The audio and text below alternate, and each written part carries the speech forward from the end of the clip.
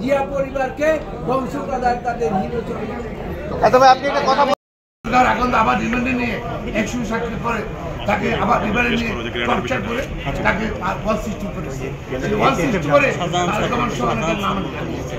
পরবর্তীতে মুফতি আমনার কোর্টে গিয়ে বলছে, কোর্টে বলছে যে আমার হাত থেকে আমার পা থেকে শূন্য ফুটে গেছে আমাকে, কিন্তু আমি তারেক রহমান সাহেবকে চিনি না, আমি রাজনীতি চিনি না, এবং সেটা প্রপারলি নেওয়া হয়নি, আইন অনুযায়ী নেওয়ার সেটা নেওয়া হয়। এছাড়াও আদালত আমাদের সুপ্রিম কোর্ট হাইকোর্ট ডিভিশন পর্যবেক্ষণ করতে 50,000 লোক ছিল, একজন সাক্ষীও বলে নাই যে ষড়যন্ত্র হয়েছে হচ্ছে সেই ষড়যন্ত্রকে প্রমাণ করে।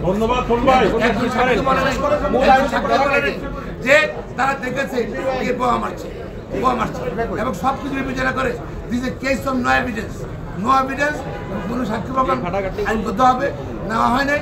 তার পরিপ্রেক্ষিতে আদালত সকল আসামিকে এটা খেলার চেয়েছে, যারা আপিল করে নাই তারেক রহমান সহ তাদেরকেও খেলার চেয়েছে।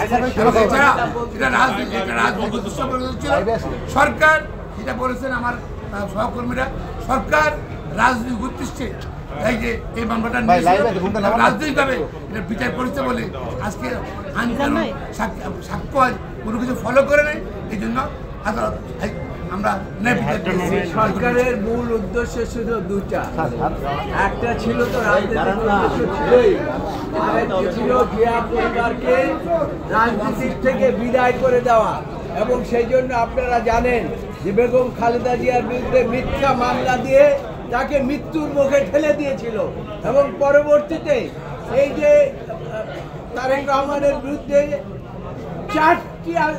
চার্জশিটের পরে তাকে এই মামলার মধ্যে এনে তাকেও মৃত্যুদণ্ড দিয়ে শেষ করতে দিয়েছিল।